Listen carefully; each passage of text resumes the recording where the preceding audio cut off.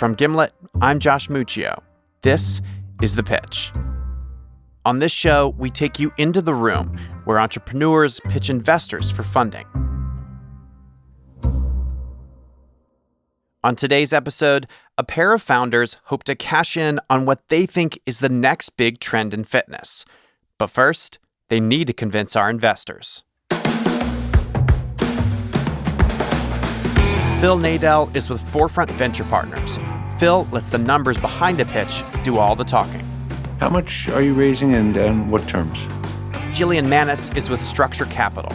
She loves a good product, but it's the founders who really catch her attention. You are a breath of fresh air.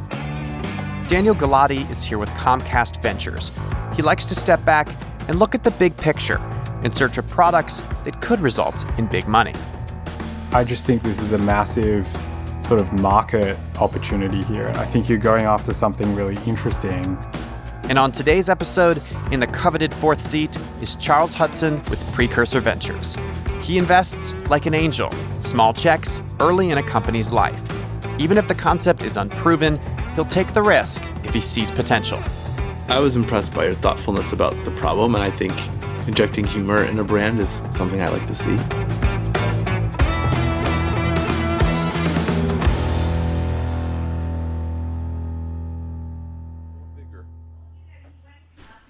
Before today's pitch even kicks off, there's something in the room that's got the investors' attention. Sitting center stage is a rowing machine, or as those in the know call it, an erg. That's funny. Is this going to be the Peloton of rowing? I hope so. That I might be in on. See, I'm thinking, Hello. Hi. The founders, Kevin and Moses, join the rowing machine in the room. So you guys have met our friend the Erg over here? Is anybody familiar? the herb? Yeah, of course. Of course. Well, cool. Well, my name is Kevin Allen. I'm the CEO of ROWViGOR. This is Moses. He is our Chief Technology Officer. So about 3 years ago, a good friend of mine I've known since I was 13 years old, 20-year fitness professional, came to me and he said, I think there's an opportunity for rowing-based fitness in our space. He said he kept having customers that come to him asking for good rowing-based fitness. And they came to him for- So Kevin did some research, and he discovered that rowing is actually a very effective way to work out. It's a low-impact exercise that works 85% of your muscle groups. I found out a lot of good things about rowing and rowing fitness in general that spelled opportunity for me. A lot of physical therapists recommend rowing, particularly when you have a knee or a hip replacement. I found out that there wasn't really a big national brand for rowing-based fitness. So Kevin and his friend set out to see if they could be the ones to start that first rowing-based fitness brand. In August 2016, ROWViGOR was born. They set up a pop-up rowing studio in the DC area with the goal of getting 1,000 people to join. We wanted to build a community around rowing-based fitness. 7 months later, we had our 1,000 people. We had been written up in the Washington Post. We were rated one of the top fitness experiences in the area, and we had opened the first. Over time, they refined their business model, choosing to go after a much larger market than a brick-and-mortar gym, at-home fitness. Essentially, they want to bring rowing right to people's homes through a Bluetooth-enabled rowing machine.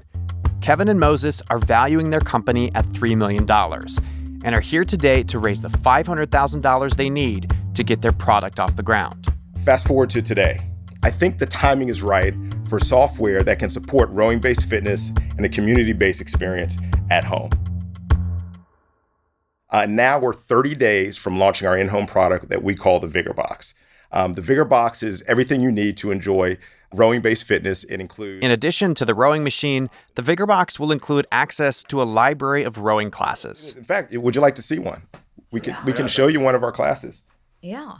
We made our app both for the iPad as well as the iPhone. Oh, good. Yeah. This is Moses, Kevin's co-founder. But what we did with our brick and mortar, we looked at our most popular classes and we basically took the data from that and we selected our top 3 classes from that. Right. And so here's our fitness partner, Fola. Moses presses play on one of the classes available in the ROWViGOR library. Well, I like this. I don't know if I like him or this. Either way. On the screen, the instructor, Fola, is walking viewers through a popular rowing routine so they can follow along at home. It's worth noting that unlike a lot of the current fitness trends, ROWViGOR is going old school with these pre-recorded classes. There won't be live classes that the rowers participate in. No. Like Peloton. In the beginning, there'll be archive classes. Could we go to a live class model? Absolutely. Could we go to a model where we set up cameras inside various studios and strike deals with different brick and mortar based companies? Absolutely. Right now, we're hyper-focused on an archive-based solution, on the training, on the goal setting. But these are all possibilities for us down the line. So, Phil, you're a big Peloton person, correct? I like their business model a lot. I don't have one. I don't Oh, own I one. thought you had one. No. I think a lot of people friends of mine who use Peloton, they say two things about the live classes they like. One is that they see that leaderboard and they see themselves competing and how they're doing on the leaderboard. Oh, right. And the other is that they get shout outs from the instructor, from the leader, Right. who says, come on, Jillian, pick it up. Right. You're in 32nd place. Right. Come on, you can do it. Right. And they actually get that motivation real time live from them. This competition element that Phil is talking about is at the heart of a lot of the current blockbuster fitness brands, including Peloton and CrossFit. While they certainly have their differences, CrossFit is a brick-and-mortar gym, while Peloton is home-based fitness, they both have this one important thing in common: live classes that promote a sense of community among their members. But Kevin thinks those brands are missing out on an even bigger opportunity. One of the things we see in the fitness market is that a lot of people are putting content out, which Peloton's doing in an outstanding way, but they're not supporting their customers in a journey. I was talking to a woman the other day who has a Peloton bike, and she says, I love it, I love the classes, but what I don't love is there's no accountability. No one's telling me that I have to go to class. No one's asking about me if I don't join that class. ROWViGOR has found a way to unlock that accountability piece by connecting each member with a personal trainer. The trainer will work with members to make sure they're hitting their fitness goals. Somebody's there looking at your data saying, hey, Kevin, you've only been on the erg once this week. You have a goal in 6 months to be ready for your daughter's wedding. Why aren't you getting on the erg? So we make everybody give us a goal. We onboard them that way, and we continually refine those goals. How specific does a goal have to be? Because I'd imagine a lot of people are like, I just want to get in shape. That's Yeah. kind of it's not as specific as Yeah. it's not tied to an event. It's not tied to a specific weight loss goal. It's like, I just want to get in shape. That's one. And two, what does retention have to look like for a service like this for it to make sense for you? Yeah, I mean, we want to be north of 85% in terms of keeping people engaged. We think we can do better than that. We're looking at this in the 90-95% range just because of the elements that we talked about. That would be insanely Off the phenomenal. charts, right? For your category. Yeah, that'd be like a whole nother world. Yeah. But we also believe that in terms of goal setting, you can make it as specific as you want to make it. We would want the person, and the reason we have a very specific process laid out that includes you setting a goal first, which may be very general, and then us following up and asking you a question or two. That's that personal training piece, and that's why that's so important. And the personal trainer does more than just help you set goals. First of all, we do teach the right rowing technique. On the app, all the time, is somebody showing you the proper rowing technique. Second of all, because we allow basically FaceTime for ROWViGOR, you can actually plug in, show a trainer, this is how I'm rowing, and they can correct you real time through the application. I actually really like the hybrid model that you guys are going for, like the personal trainer plus the content library. How does content creation work? How does that piece of the puzzle fit? So at the moment, it sounds like you guys are kind of developing your own programs, developing your own, content essentially on the app. What's that piece? So early on, we were going to replicate what has been successful for us to date, and that's filming existing classes, basically stage classes. So like you might see on the kind of going back to the old Jane Fonda workouts and those sorts of things. I love those. I still have that, by the way, on the tape. I'm they're not great. kidding you. They're And I great. still have the machine. I still have the machine because I can't get it on a desk. I kid you not. I even have those little workout things on, you know. The those leg, little, the leg the warmers. leggings. They're sexy, aren't they? I mean, they Those are coming back, aren't they? I feel like they're coming back. Like absolutely. I can see that. Yeah, It's a little scary in my mind. but Unbelievable. You've done it a lot of times. My wife does our kettlebell workout every day. Like that's her thing. So the kettlebell. Okay, go back to the thing, and then we'll ask. Yeah, You're filming existing filming existing workouts staged. So not going into a class and filming a live class, getting it staged, running about $15,000 to $20,000 per production. We're working to get that cost down with our producer. How many do you have in the camera? We have 3 archived now. And that's your own. That's our own ROWViGOR content. Kevin's trying to sell investors on the fact that ROWViGOR is on its way to building a huge library of high production classes. But is high production really a selling point for people? When I think about media like that, I think a lot about substitutable media. Like I go on YouTube, I find something that's like not as high production value, but I can probably find like 100 videos on how to row the right way. Right? It, yeah. Is this content so much better than the free substitutes out there that folks would be willing to pay? And I get that there's a community element too, so I'm not just anchoring on the content, but have you seen any proof points around willingness to pay for, a library of that high production value content? Well, I mean, there's plenty of models out there where people are streaming content and getting paid for it.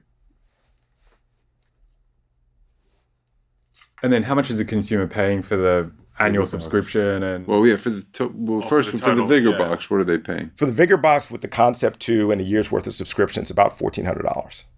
And if I renew my subscription in year 2, how much am I paying? It'll be $25 a month right now on average. We're looking at a tiered strategy where we're giving users access to content based on that pricing. So the $25 a month includes how much? $25 a month will include 30 minutes of personal training per month. And get you access to all of our content as it stands today.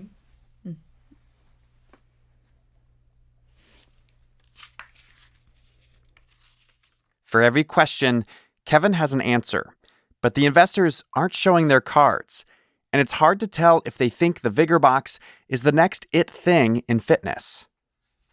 Does the consumer want this bundle? So,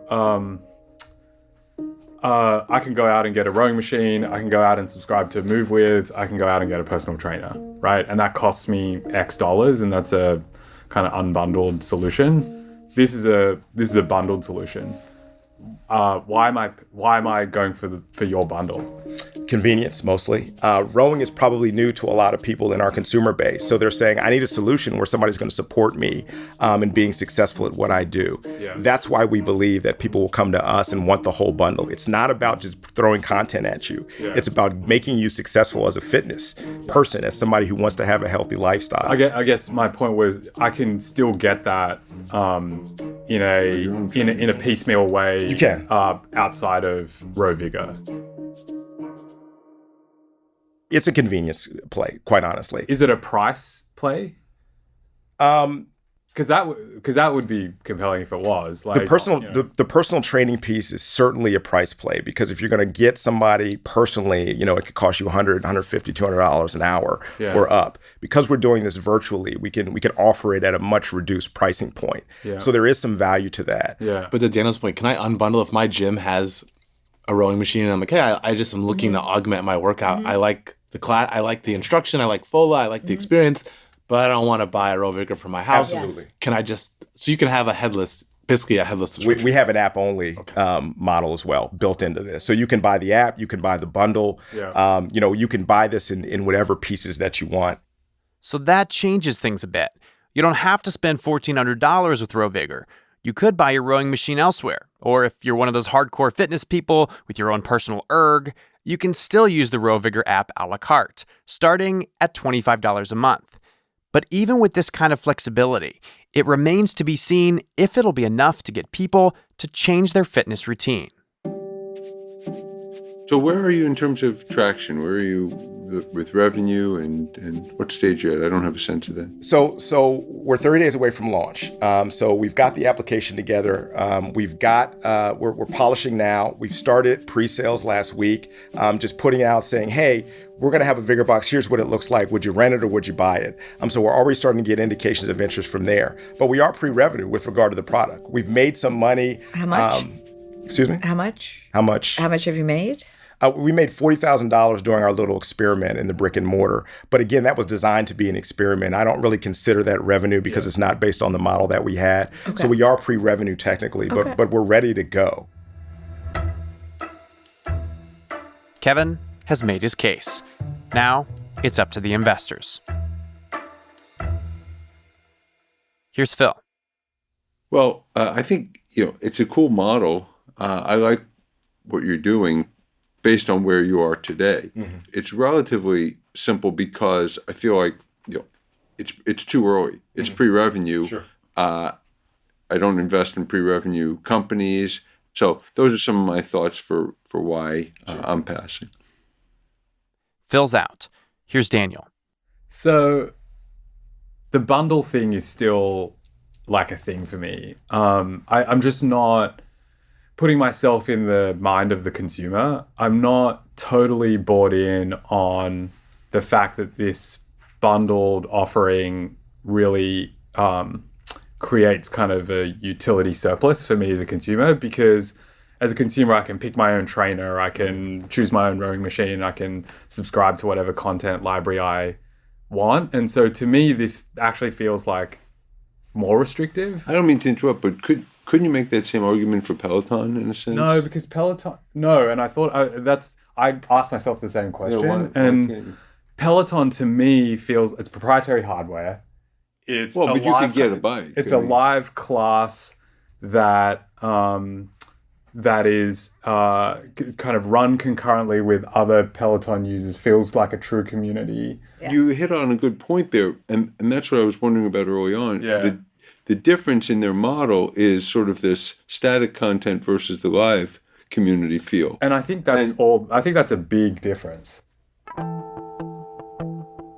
The question is do I want to invest in the business that you guys are presenting us, right? And the business that you're presenting us is not a live class, thing. But then so it sounds like your objection, which I would agree with, by the way, is that something that may be missing here is that live component. You're right. I think if you guys said, hey, ROWViGOR is literally the next Peloton where we're going to develop custom hardware and, have synchronous instruction, I think that would lead me down the path of this is a real community, there is a real network effect here, and there's real stickiness here. Mm-hmm. Instead, I think what you've pitched is a different model. That proposition that you're offering me as a consumer kind of isn't compelling enough to generate $100 million, $500 million, enterprise value opportunity. You'll make a business. It just won't be a disruptive venture scale business. Well, I hear you, and I appreciate that feedback. Even though Daniel sounds like he's going to pass, Kevin's still making his pitch. But I think, the thing I love about where we are now is that we're really excited to get to market, look at the data, and this $500,000 allows us to get the traction that we need, we think, to ratchet up the valuation and put ourselves in a position to really succeed and win in this category. Yeah. So look, I'm going to pass on this round. I think when the business feels a little bit more, when the product feels a little bit more stitched together, I'd love to revisit and meet you guys again. Daniel's out. Here's Charles. So I invest almost exclusively in pre-revenue companies. I'm struggling with the thing that Daniel alluded to. I like everything that you said. The issue I'm having is I could tell a story that says, go all brick and mortar. And there is a rowing studio near my office that's packed. So something's happening in rowing. I would love to stay in touch with you because I feel like you have too many things that you could explore and they're all interesting. And I have a feeling that when you settle on the thing that you're going to do as the model, I could tell you 10 different stories that all work. Doesn't matter what I think. It only matters what you guys decide to do. So for me, this is I really wanted to say yes to this one because I have a really good feeling about you in particular, Kevin, and you, Moses, that you all are not going to get wedded to something that doesn't work. But I just want to know what the it is first. I don't even care about the pre-revenue. I just feel like the model has too many options in it. And I'd love to see you just put a firmer stake in the ground. Because I think you could build a product in this category. I just don't have the answer for what it looks like. Yeah. No, I appreciate that. Yeah. I appreciate that. Jillian. So I'm learning a lot from all of them, all right, on this one. And I'm a fitness fanatic. So I'm like all excited about everything when it comes to fitness. I do think we've got to try it to buy it, to buy into it. And I think the content creation around the rowing is not as costly, it's not as capital intense. And I do think that there's something there that you should just continue to create that and see if you can get some traction in that way, but it wouldn't take you off, your business model going forward. That's my thought around this. So I'm not going to invest in this. And I do want to stay in touch because I do think you have something here. Would you all indulge me for just a moment while I kind of brainstorm out loud with you? One of the reasons why we see this raise as being so important is we're looking for partnerships, right? We're not looking for an investment to kind of a friends and family ilk where it's like, hey, I believe in you guys, it's great, and we're going to go home and tell me how it works out. We're looking for people that can sit in a room like this and have these discussions with us so we can start to figure some of these things out. I wonder, is there a model where we say we're going to take $10,000, $15,000, $20,000, and if the metrics look like X, Y, and Z, we'll double down and make an investment? Have you all done anything like that in the past? Kevin isn't ready to take no for an answer. After getting 4 no's, he's coming back to investors and basically saying, what's 15 or 20K? Take a flyer on me. I can give you, I don't know, my thought on that. I've never done that. I don't like doing that. I don't think I will look to do that. Like, there's so many more dimensions to making an investment decision other than, are we going to hit these short-term metrics? Mm-hmm. Which, by the way, I've been a founder. There are ways to game that anyway, right? So I think in terms of like a metrics-based, pre-negotiated investment deal, I'm just speaking for myself. It's just something that I do. I agree. Nor I. None of the investors are biting on this last-minute plea. Have you ever thought of the Kickstarter? Have you thought of raising money around that? We've been giving a lot of thought to Kickstarter. Okay. Yeah, and I agree. From your perspective, I don't think you want to raise $20,000 or a small amount like that from VCs. I think you need to find a way to fund that. But I think for that's short money. And you should either fund that yourselves, friends and family, or do like a Kickstarter to try to prove that out. That's a great course. I think Kickstarter could be a great way to show how impactful we can be, and then look to the raise as more fuel on the fire as opposed, and take some of that, mitigate some of the risk that's inherent in a company at our stage. Absolutely. Thank you all. Thank you. Wonderful. Kevin and Moses finally admit defeat. But while they didn't get the funding they were looking for, they did get some solid encouragement from our investors, and the kind of let's stay in touch sentiment that might mean nothing, but could eventually turn into something. After the founders leave the room, the investors speak freely. So, yeah, I think we gave them a good course of action in terms of they're just early. Yeah. I think they have a good core of an idea, and they need to figure out there's so many directions they can go with it. You just got to take a point of view. Yes. And you can't just be like, there's like 7 different things. Like, you've just got to take a point of view. Yeah. Yeah, figure out which direction they want to really go all in on, and then do it. Right. Liked him, though. I liked him a lot. Really. I like lot. Moses. Moses, obviously, the kind of pensive, Quieter, quiet, techie, right? But, yeah. Kevin should have his own podcast. He totally Oh, should. but for sure. And by the way, if they do the Kickstarter, he would be great on the Kickstarter Huge. video. Are I you mean, he'd be kidding? great on Absolutely. that. You know? Him, I think, Fola. and Foley.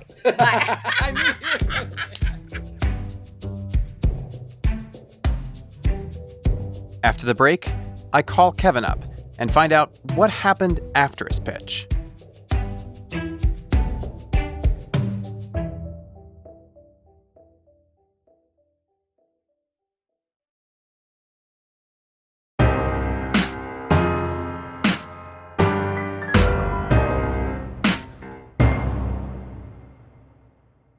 About a month after Kevin pitched our investors, I called him up to see how things are going with ROWViGOR's launch. Well, since the pitch, we really took the advice of the panel to heart, and the message was sort of loud and clear for us. What we heard was like, you guys have a great model, and we love what you're doing, but we need to see some traction out of your core product. And so we talked a lot about how to get traction, and Kickstarter was one of the ways that we saw a path for ourselves to get traction and kind of prove the model. So we've been head down getting ourselves ready for a Kickstarter campaign we hope to launch in the near future. You're kidding. So you switched gears. What you're telling me is you are raising a Kickstarter in lieu of raising VC funds. That's correct. That's correct. Wow. That's an about face. It is, and you have to be flexible like that, Josh. I mean, you know this well. When investors tell you that this is what we're looking for to invest in a company like yours, you have to be responsive to that. And we've shown this kind of mentality throughout the history of our company. They told us, "Hey, build an app," so we built an app. In 3 months, they told us, "Hey, prove the concept," so we opened a gym and got 1,000 people. This is what we do. Being on the pitch was so instrumental in helping us make this decision and understanding how an investor looks at a company at our stage and what they're looking for. And it gave us the confidence to move forward and get done a project like this and get moving to get some proof of concept, which is then bankable. Yeah. What do you remember from the pitch to the 4 investors? Like, what stands out in your mind? What stands out in my mind is, I really had this whole thing in my head, how it was going to go, right? And it completely did not go that way. What happened? And I think that's a good thing. It turned into such a conversation around the direction that we were going as a company, around the product and around where the market was going. It kind of it actually went a lot better than I had anticipated. Really? I think part of the reason was, I really do believe that the investors liked what they saw in our model and in what we had done. And to get to a point where you can have a conversation around your business model and get specific direction in terms of what the next steps need to be, I mean, that's a win. And I didn't think we were going to get to that, and we did, and that was in my mind a real blessing for us. Wow, you really are not looking at this as a failure at all. It almost sounds like you're just saying like, oh yeah, they said no, but they told us exactly what we needed to do before they would invest, so we're going to go do that, and then they're going to invest. That's right. That's how I think about it, and that's what I heard from the investors. If getting that kind of feedback is so valuable for a company at our stage, you'd be stupid not to listen, and so we're listening. There was one moment in the pitch where I think it was right after all the investors had passed, and you said, "What if you guys put in a small check, $20,000 now, and there was a condition where if we met certain numbers, you'd put more money in later." And you almost gave that as kind of a last-ditch effort, something I've never seen on this show before. I've heard of it happening. I've heard of, investors investing that way. But I've never seen it on the show. Is that something that, has worked for you in the past? Have you ever actually done that? I've never even asked that question before, but I can tell you. No, I'm not. I can tell you what my mindset was, and kind of what I was thinking. First of all, I qualified the heck out of it, right? I mean, it's like I've never done this before, thought about it that much, but this is something that's coming to my mind now. That really hit you in the moment? It did. It did. And what I was thinking was, the conversation's going so well, but I feel the resistance, right, from the investors. And I feel it based on traction. And to put ourselves thinking about, okay, so how do I address this traction concern with the investors right now? Right. Because And you need the money to get the traction. This is that whole like chicken and egg thing. How do we bridge the gap? That's exactly right. So what I thought in my head is like, can I just do can I essentially get a small campaign funded as a proof of concept? So instead of doing something like a Kickstarter, are the investors, in enough to say, well, that's not a bad idea. I can stick a toe in the water and be first in line. Just thinking just socializing that with them was my thought, and saying, I wonder how they're going to respond to that. And if there's anything else that I may not be thinking about that has happened in the back rooms of the deals that they have made that lend itself to something like that. You just wanted them to think creatively, like, okay, what would it take for you guys to make a deal here today? That's right. Total Hail Mary. But, my son's favorite team is the Green Bay Packers. Aaron Rodgers does it all the time. So sometimes you make a catch, right? And sometimes in the fourth quarter, you got like 10 seconds left. You got one play. You aren't even near the end zone. You just got to go for it.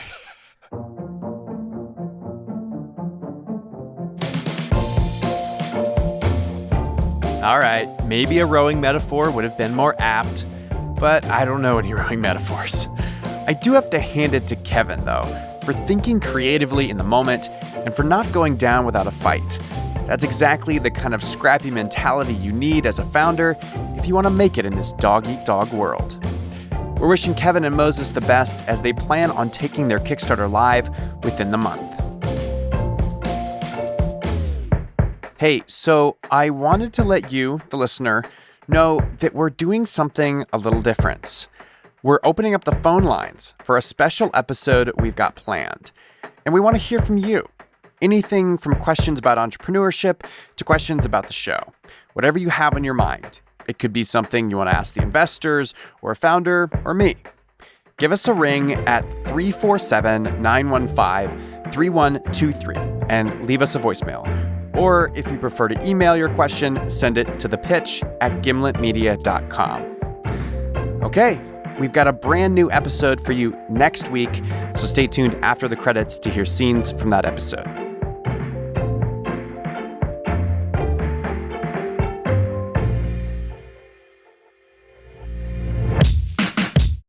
Our show is produced by me, Josh Muccio, Molly Donahue, and Kareem Maddox. We are edited by Devin Taylor. Our theme music is by Breakmaster Cylinder, with original music composed by The Musemaker and Bobby Lord. We were mixed by Enoch Kim with help from Matt Bowl. Lisa Muccio plans our recording events, and thanks to Asta Chaturvedi for her reporting on this episode. I'd like to thank Brian Dixon and the team at Capital Innovators for introducing us to ROWViGOR. And a quick disclaimer, no offer to invest is being made to or solicited from the listening audience on today's show. All right, you've been listening to The Pitch from Gimlet Media. See you next week.